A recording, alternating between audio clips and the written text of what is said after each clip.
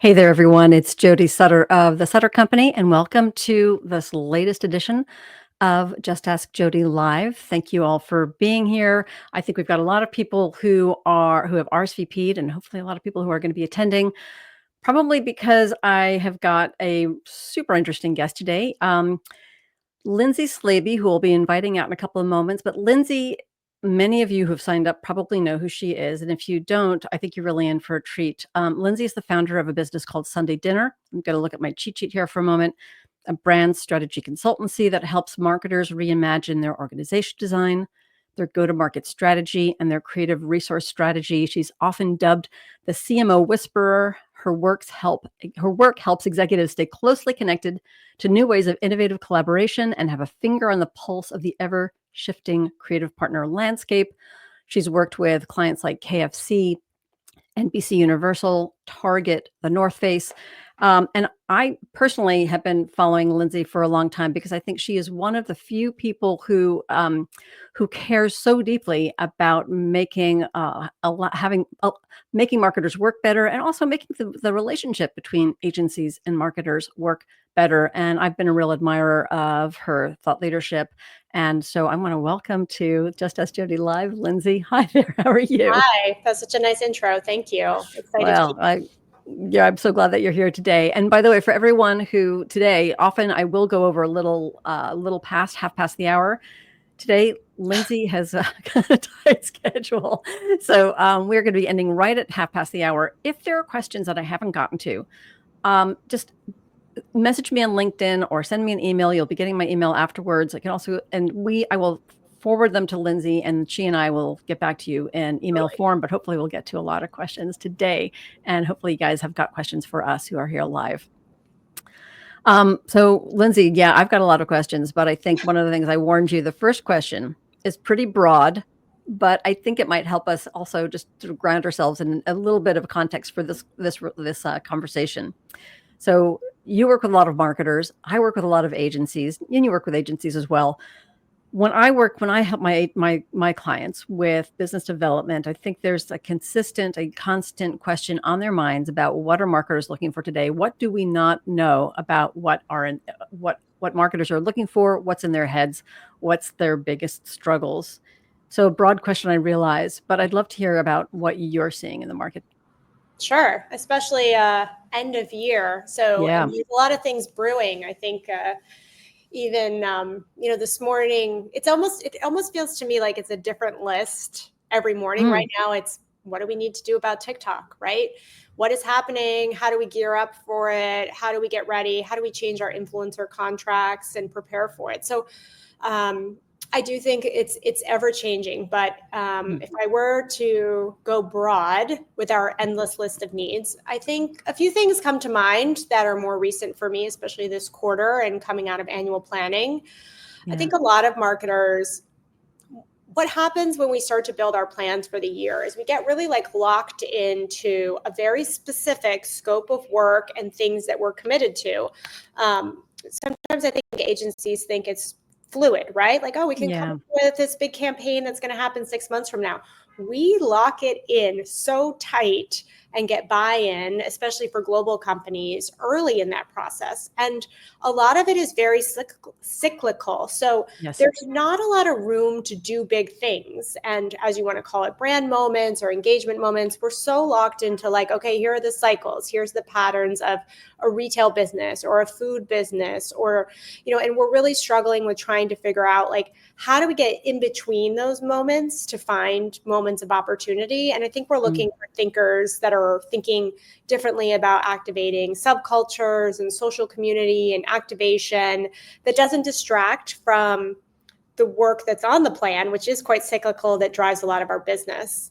Another one, we're always trying to do more with less. It doesn't necessarily mean, oh my gosh, budgets are shrinking. Next year, I think is going to be challenging. I rarely say that. I think the past couple of years have been extremely healthy with my agency budgets, but there is definitely a shift coming for the next year. A lot of that is influenced by changes in technology. And I think board members and boards of directors and senior leaders are saying, the word AI, which you'll probably talk about later, is very mainstream. A lot of people are also being exposed to tools themselves as consumers, like Canva or some of the things happening with Adobe, and they realize that work can get done faster and cheaper. And so with that, it means, how do we think about where those efficiencies are? And one thing on the marketer side, we're quite nervous about is, media is usually driven by efficiency, but it hasn't been really driven by creative effectiveness in a long time. We want media and creative to come back together. And I think where we can think about effectiveness in this process is really important, but more with less, because I think, people are really thinking about content production, where technology can help us in new ways. Right. And so when I'm looking at my agencies, I'm looking for things like this. I don't want to be the one asking. I always say it's like a buyer-seller relationship. I do firmly believe that the buyers, the clients, actually push the marketplace more. And I would love to have the sellers come to us with more new, innovative ways of thinking about tackling these things. Yeah.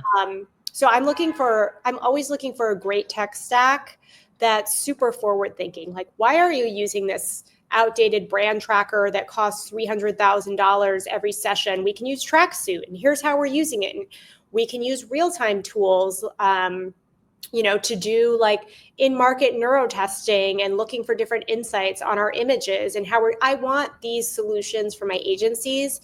And those are very big hooks that open the door, because there's no marketer who's not being pushed to figure out more with less, and how do we optimize all of the technology that is becoming extremely consumer known, if that makes sense. Yeah, totally. Well, like Canva. So things can get, Canva's actually. You and I can make a TikTok ad that's animated.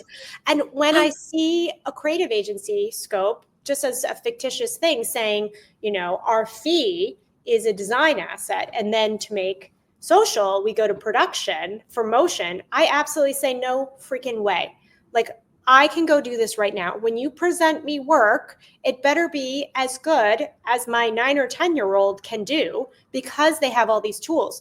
That has to change. It is just no longer the norm. And it very quickly turns you off from teams that aren't thinking as innovatively as the actual tools we use outside of work and in our everyday lives.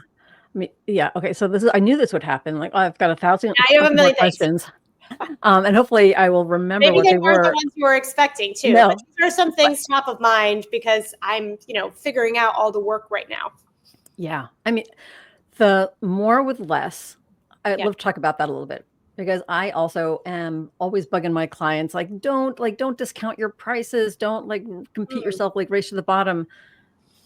But I also acknowledge that, clients are saying we need to do more with less. And I wonder, how does doing more with less square with the idea of providing value? Sure. And I think that they are not mutually exclusive, if that's the right term. Yeah. But how do you see, where do you see the overlap? It's interesting. I don't know if this is going to be the right answer, but I think there's a lot of fat that can be trimmed on scopes, like reporting,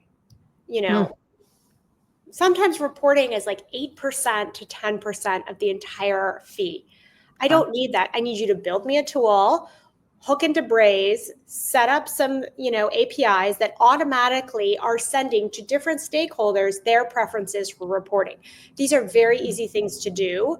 And the more we come up with solutions like that, the more we're cutting out that thing that a client doesn't see as much value in, right? I don't see value in 10% of my budget going to reports that most likely not everyone reads, right? Right. I think it's about looking at, it's very rare that, let's just say it's a creative fee, that I get I would love a pie chart breakdown of where you're allocating all your time. Now that could be departmental, interesting, or it could be based on core work streams or teams or pods. Like, this pod is doing this work. This pod is on the always on. This pod is on seasonal. But if I'm missing a pod that's focused on innovation or et cetera, I'm going to not see that value. Or my strategy is so small because you're allocating so much to those seasonal moments or beats or whatever. There's so many different ways to explain how you're delivering value, that like I really never want to go into the value-based pricing because I think it's BS. Oh, interesting. Yeah. It's total I BS. think I think it'd be really hard to do well, and not every yeah, it's Client side, it means true. something very different. Yeah. Value to us is the value we are extending to our business. So if you're Mhm. going to be able to prove that you can increase my margin at Target by 10%, that's value-based pricing, value to the market. That is Yeah. not what agencies think it is. And No. our CFOs have no idea what you're talking about, because it's almost like it was fabricated versus in business school, what we learn value-based pricing is. So I Hmm. just have to call BS on it. And sometimes Yeah. value-based pricing to me, what I get from an agent, oh my God, see, you've made me rant. Like someone will just be like, this project is $2 million. And I'm like, why? And they're like, because that is the value we deliver. I'm like, the what? What does that mean? So pricing Yeah. is such an amazing thing that guides how we work together. I rarely cut people's scopes. It is never about that. And pricing isn't how I would decide who I'm hiring, Mhm. because if you're working with me, ideally, maybe there's a few instances where I can't, but Yeah. 95% of the time, I give you a budget and everybody has the same budget. I don't care about like you giving me the details of every little pod, but I want to make sure that within that number, in the way, like the capabilities you're offering, Yeah. they are about us in our present, but in our future. We hire agencies to push us and do things that we can't do. If you're Yeah. being hired to just optimize lower funnel, boring work or whatever, then know that that's what you're being hired for. But that's going to be a fast turn, and you're not creating some amazing like long-term client relationship that is going to Yeah. be fulfilling from a creative point of view. Yeah. Your job is to, I think David Droga said it once, is to give us opinions and to Yeah. push us, or else why would we hire an outside person? Yeah, and unfortunately, so much in the agency-client relationship is sort of anchored in safety, and at least that's what I see from the agency Mhm. side. So, like, no, I'm not placing any blame, but my observance is this desire not to rock the boat, and I think unfortunately, there are fewer David Drogas and Yeah. more of the sort of the, like, "Well, we're just gonna do what we're told." The amount of times I have someone say, "Well, this is what the client asked for." I'm like, "But Yeah. is that" I mean, we do ask for things. I'm not Yeah. gonna play the like we asked for this. Stop moving around, but Mhm, have a mhm. conversation Yeah, and allow someone to say, "No, we'd like it that way." Okay, cool. yeah, We're all yeah, deciding. yeah, Um, yeah, the relationship is challenging. Clients are changing. Though the mhm, people who have this a senior seat at the table are changing. A lot of them have agency experience, which I think yes, is helpful. Um, so many times I do hear all these things, and I'm not uh it's not like I don't understand them, but I don't choose to work with organizations who operate in those ways. And maybe they were, but one thing I work with my CMOs on is to say that's actually not the way we should be doing it. Here are 3 proof valid slides or whatever. You can go in and change that. And guess what? It changes. It yeah, changes. Someone has to ask. You're always going to like roll the ball, do the exact same play all the time if you think that's what's working. But when more people come in and say it's not working, yeah, then you can yeah, change it. Incentivization structures massively need to change. I think client side, what's amazing is when we're reorging, we have a lot of like things that agencies, when I bring it up, have no idea what I'm talking about, like L7s, L6s. So many people have to have so many direct reports under them to be able to get their interesting. salary, right? And their incentive. Oh, that's interesting. I don't think I Move, really understood that. Yeah, yeah, you move people from this silo over here because it makes sense. This person gets demoted or loses. Why are they not incentivized to make social and retail come together? To do that because of our org structures. Thank yeah, you, McKinsey, for that process. So there's so yeah, many nuances that I think sometimes what happens. Oh, sorry, yeah, incentive. Getting rid of siloed incentives and making them collective incentives internally at brand side has done mm, amazing things for work. Because if you're only saying if you're social and you hit X engagement, you get your bonus. Now, as you know, most Companies, your salary is all your bonus or Yeah. stock. You get paid a very Yeah. low Yeah. salary. Everything comes through stock. So you want to hit those numbers.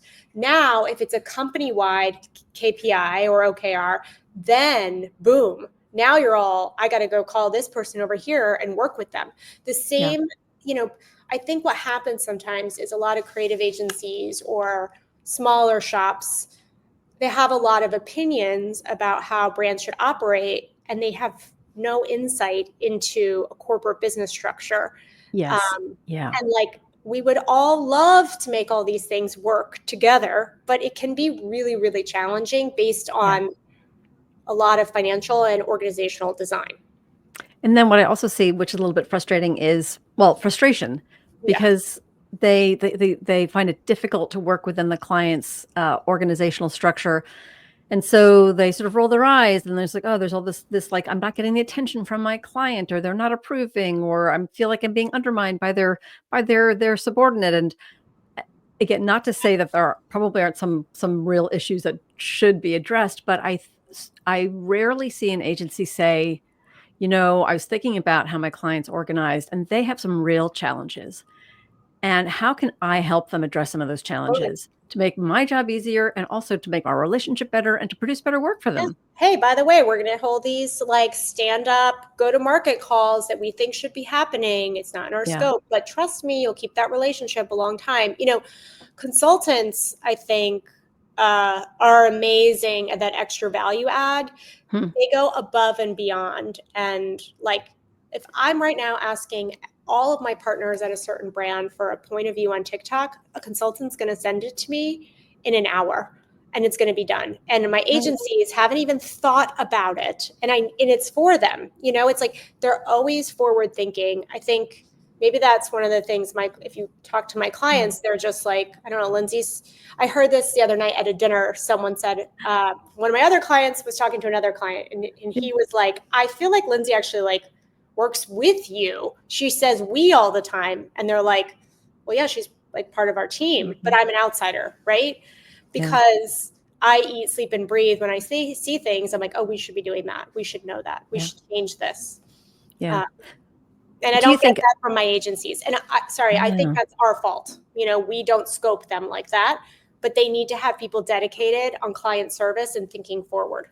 Right. I was thinking, I'm sort of touching on that too, because I feel like sometimes agencies are running on such a thin margin Totally. that they'll say, well, we're just trying to get the work done. Yeah, And how thin is which that is not a margin? great answer. How Say thin again? is that margin? Yeah. I don't Usually know. don't Are want you to talk about still that. making emails for me and charging me $15K a pop? Because many people are. So it's like, Yeah. if they're making, below a 20% margin, then they should be running a different business. Interesting. Yeah, that's good. And most of the small agencies who are my friends who run them, they're over 30% margin. They're still complaining about stuff all the time, of course. Yeah. But like, otherwise They're you're okay. running a hobby. You really have to figure out how you look at the work that delivers the margins mapped to, a happiness score internally. Yeah. Yeah. And put that together, because if you're always operating at a loss, then why are you running a Why are you business? doing it? That's Doesn't right. make sense to me. Yeah. I want to switch gears slightly and ask you, because you work with a lot of different types of agencies, a lot of big brands. I tend to work with a lot of smaller agencies, independent agencies. And, we've probably both been in this business long enough that we can see how cyclical it is. And I But we feel love like, saying every, that, just to be clear. I mean, I've only been in the business for about 5 years, but no. Totally. But it sort of feels like I've seen enough times where the sort of the things cycle around, like it's the year of the indie agency, or holding companies are taken over again. And then where do you feel like we are currently in this cycle? For indie and holdco? Yeah. Yeah. I mean, I don't think there's a difference. And I would say that I think it's the wrong question. I think it's a capabilities discussion right now. I appreciate the large agencies for a lot of things, and they are critical for huge global businesses. There's no way a small agency could deliver the work that they need. I also think they're critical for if you think about it, it's almost like, we could kind of build some sort of analogy of like the sea, and right, like the small fish, the big fish, and they all work together in this really interesting ecosystem. And The large, we all know that the large agency gigs are very well paying salaries, have wonderful benefits. They're huge corporations. They really nurture a lot of talent and people in our industry. And they set pretty high rates for the other places as well. So I think a lot about I guess that's a very different response than probably you were expecting. I think about how we all play together. I will say that sometimes, a small agency is way more expensive than a large agency for me. That's very normal. I understand that larger firms are looking at upsides and they want to win other pieces of the business and blah, blah, blah, and they can invest and they overinvest. Right. But still, I do find that a lot. When I'm looking at who's right, I think for one of my clients, I really try to figure out how our internal team is staffed. If we have a pretty strong marketing team, then we can work with smaller agencies because they can understand how to work. We can take care of some of the things they might not have. If we have a strong marketing operations arm, we can do that. If we have very minimal internal headcount, which is a huge trend right now, I need to work with a firm that has project management, a great tech stack, no questions about billing, all the things that people seem to think when they start like their own agency, like, oh, that's overhead and we don't need it. I'm like, oh my God, I need it so bad. I need to also be the most organized company on the planet because I don't have time. Like, there was an interesting thing I was doing with a client yesterday where it was like, oh, we're going to get savings by doing it this way. And instead of this, we'll run it through creators. And our internal team member was like, yeah, but that's more work for me, by the way. I get that we're saving money with agencies, but now I have more work and I can't do that. So we were like, never mind, we'll go back, pay more, hire, it's always a nuanced balance. So I kind of don't love all the us versus them. Now, I think, again, like everything's changing. I'm excited about the changes that are coming from some of the big holdcos. The deal that just happened was many other holdcos were involved in that deal who dropped out a week before. Oh my gosh, we could probably have a whole other event just on that, just on your the inside scoop. Yeah, there's so many things happening. They saved a lot of jobs by doing it, a lot of jobs. When something is crashing and burning and someone comes and rescues it. And this, for anyone who's like watching the recording 3 years from now, I don't know, it's the IPG Omnicom deal. Yeah, the same thing happened with Stagwell. Their deal broke down. They were selling to private equity. COVID happened. Not Stagwell, NBC. Stagwell came in and kind of rescued them. There was a lot of insider trading because of so-and-so and so-and-so. That deal got done, and those people still have their jobs. And I think that we forget, you try to put indie versus big too much, maybe. I don't know. That would be a wish for next year, that we could all just figure out that like we're all part of the same system and the same system trained all of us. So that going back to the capabilities thing, if theoretically in a vacuum, all things being equal, if someone sent you a strong targeted message about a capability that you or your clients really needed, it almost doesn't matter whether they're a 15-person shop or a 1,500-person shop, as long as they can deliver and they know what they're talking about. As long as they can deliver, and the fit is important, right? Like sometimes the best idea doesn't always win. And I know that irritates the shit out of that's interesting. Right? It doesn't win, even in a pitch. It's like, how do these people fit into our organization? When you also want to build complementary ecosystems. You don't want all A-listers across your board. You got to hire some people that kind of can work together. Right. So if you hire all the top A-list agencies right now, media, this, they are literally all going to fight each other and it will be a nightmare for you. Right. These are things that, like, when you're building rosters, there are so many teams, Target, I will call out, that spend a lot of time thinking about the chemistry of their roster with their internal team members.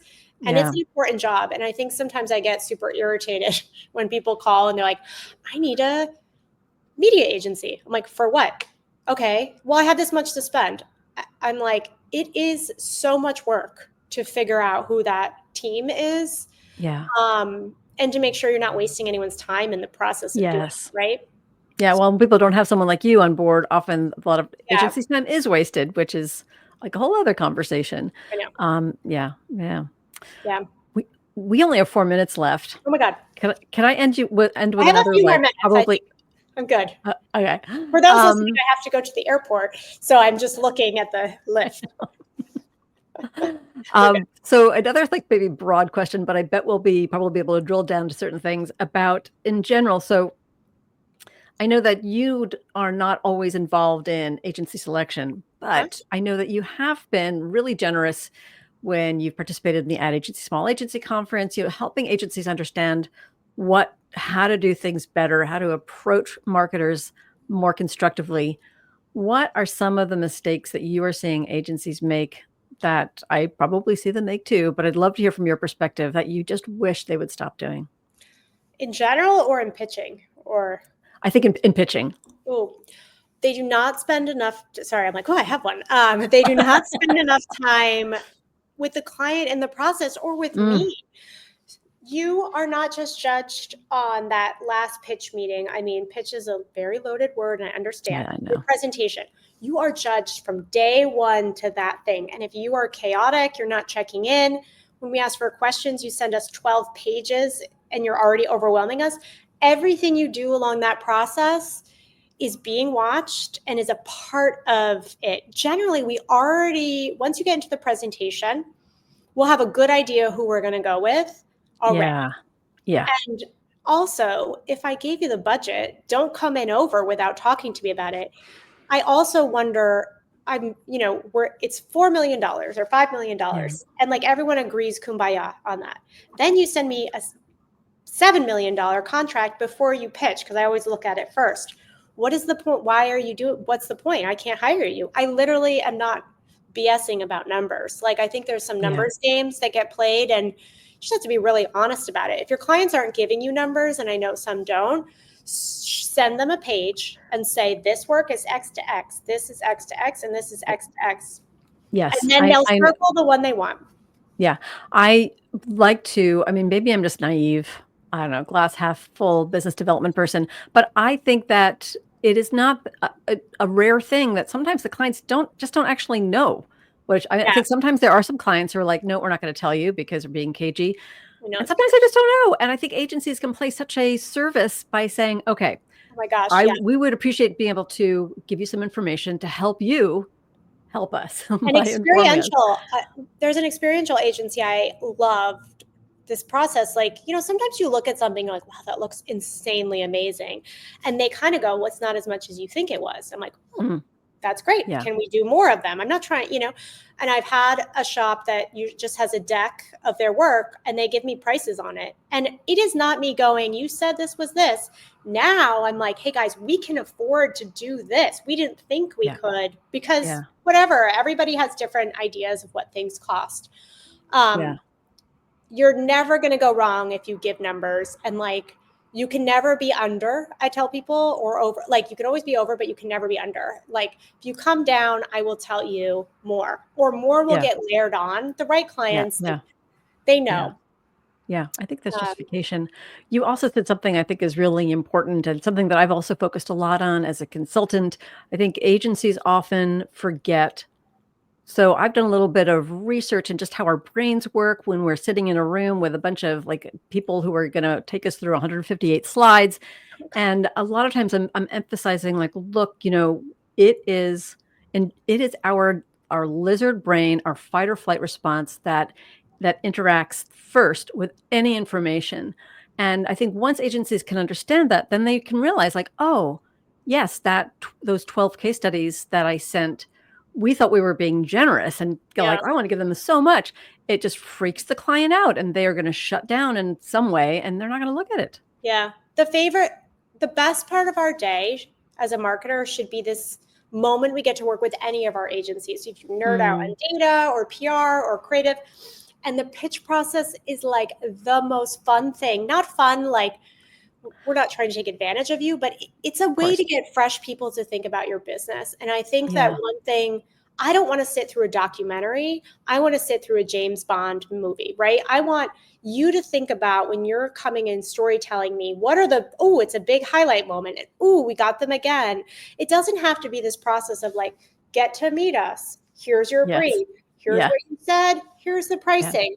Think about a storyline. And if you show us you can do that, then we know you can go present to our board, important Oh my people. gosh. We're Yeah. always looking for like how you do that in the meetings. And I think that what happens is everybody sits down and they're like, oh my God, we have a deck, a pitch, we got to put it together. They work so fast on their sections. And I can tell. I'm like, don't present this way. Let's go back, Right. rethink. Who's the main Yeah. character? What's the energy? And then when I talk to agencies about that, they're like, oh, and I get, and you know, even if And they don't win, I feel like they're like, you just made us better for the next thing. I'm like, but I just said a simple thing that you guys should know. yeah, Right. storytelling, it's so important in a pitch, and I think, Yeah. again, another theory, what agencies do is they have this abstract thing, essentially, it's like, we got Yeah. a bunch of ideas, no guarantee of success, and you yeah, it might happen, we probably could make lightning strike twice, but we don't really know, but just trust us, and I think the more you can tell a story, it's again, it goes, like, back to our instinctual ability to understand, then the better off you are, and it's so funny because they say, "No, no, no, we know how to tell stories. We tell stories for our clients." I'm like, "Yeah, but would you please look at this case study?" It's not Exactly. yeah, it's not a story, it's a bunch of work. It's pretty work. I don't understand why it's important. I Yeah, know. anyway. Those are things that I think where your value comes in. And a lot of other, just doing a quick office hour with someone who's experienced or runs an agency and or a client, anytime you can say like, I'm trying to figure this out, like ask Yeah, for help and ask for advice. And the more people who ask for that, I think obviously those are agencies you're really connected to and interested in because you yeah, know that they get that they want self-improvement and they're always trying to do their best for their teams. yeah, So yeah. we could Oh talk my gosh. forever. I know, this is I was gonna say this is a great note to end on. First Thanks. of all, I also can't believe for anyone who's watching this live, I can't believe no one has been, like, sending us questions. So, before we got on live, Lindsay was saying we are both comparing notes about how it's always such a busy time of year, so I'm I know. assuming that all you folks who RSVP'd are probably like, "I can't do it." So many things. But send us questions. If you're Sure. looking at this in the recording, I promise I'll address them with Lindsay. Lindsay, thank you so much. Yeah. I'd love to have you back again sometime. Maybe So many things to talk about. Yes. yeah, it's like maybe like late spring before you get into annual planning. I'm gonna make a note of that. Yes. So, Summer is chaos. So thank you again and have thank have you. a great break. You too. Thanks. Bye. All right, everyone. So, thank you so much for Lindsay. And like I said, send questions if you've got questions, if you're being shy on today's LinkedIn Live. Um, oh, Sam Archibald. Hey, just blown away by this awesome conversation. Thank you very much, Sam. It's really nice to see you. Um, so next month, I am going to be joined. This time, we're sort of switching the tables, and I'm going to be joined by an agency owner, Sharon Napier, who a lot of you will know. She is the founder of Partners and Napier. And we probably, like with me and Lindsay, I'm going to have a bit of an agenda and then it's going to go off the rails because we'll be talking about all sorts of stuff. But on January 21st, she's going to be talking to me. Primarily, we're going to center the conversation around why agency brands matter, and specifically within the context of business development. So, oh, hey, Natira and Matt, thank you for joining us. So please sign up for that. That show page, that event page will be live shortly, so you can RSVP. Let's see what else. Gosh, have a great break. I am. If you are starting or ending your year realizing that, wow, you could maybe use a little bit of support around new business, I'm here to help. So just a quick note that you can contact me, and I think Megan will throw this up as well. Contact me. You can either message me through LinkedIn, or you can email me at jody@thesuttercompany.com. And I think we also might have do we have a QR code for setting up a exploratory meeting? Yeah. And if you'd like to set up a complimentary exploratory call, again, jody@thesuttercompany.com, or if you are able to capture, I'll spread things out as people are, I'm sure there are thousands of people grabbing their phones, getting the camera ready. And this link will take you directly to a scheduling page. All right. But until then, it is December 17th, so we're sort of rounding up 2024. I hope the year was good for you. I really appreciate everyone who has participated in these LinkedIn Lives, and I look forward to doing more. We've got a great lineup, more of these in 2025. And Happy New Year, everyone.